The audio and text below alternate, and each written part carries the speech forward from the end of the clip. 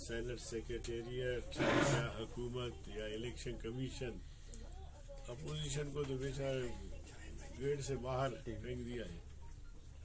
تو میرے خیال میں پاکستان کی تاریخ میں ایک اور سیاہ دھبے کا اضافہ ہوا ہے.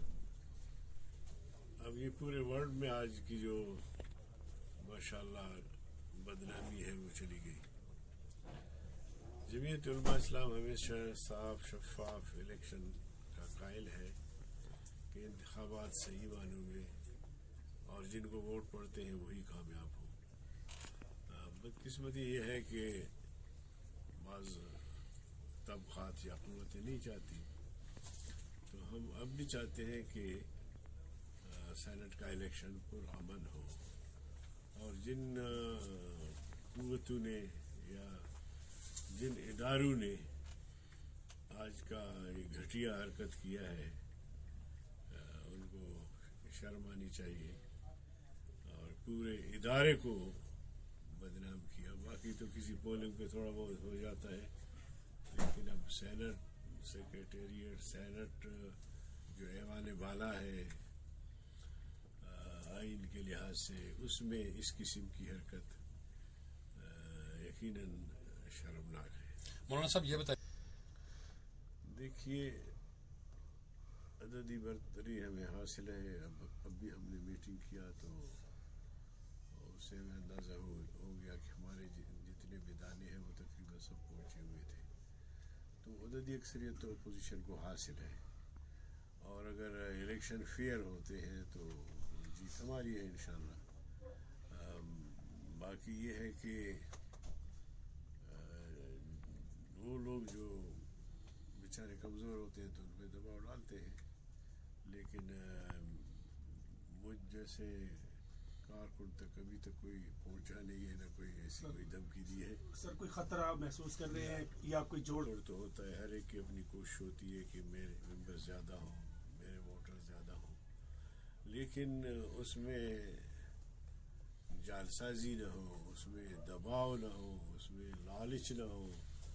صاف شفاف طریقے سے ابھی میرے پاس جو حکومتی امیدوار ہے ڈپٹی چیئرمین کے لیے حال میں میرے پاس آیا، کہا کہ میں آپ سے ووٹ مانگتا ہوں. میں نے کہا بلا شک آپ کو حق ہے، آپ ووٹ مجھ سے مانگے، میں آپ سے مانگ سکتا ہوں. تو اس طرح بھائی بندی میں ایک دوسرے کے ساتھ سر کوئی ٹیلی فون کال بھائی یہ بدقسمتی ہے، ٹھیک نہیں ہے. تو حیدری صاحب دیکھیے ایسے حالات میں ہر ایک اپنا ذمہ دار ہے. JUI کے ووٹ جتنے بھی تھے کل بھی اپوزیشن کو ملے تھے، آج بھی یوسف رضا گیلانی کو ملیں گے، جو بھی PDM کے امیدوار ہیں ان کو ملیں گے. باقی یہ ہے کہ یہ سوال بہرحال ان سے کرنے کا ہے کہ اگر آپ سمجھتے ہیں بطور اتحادی سر PDM کی طرف کسی اس وقت PDM نہیں تھا میرے خیال میں، لیکن ممبروں کو ڈرانے کے لیے کہ جی اگر ہمیں ووٹ نہیں دو گے تو پھر اس کا انجام بھی برا ہوگا.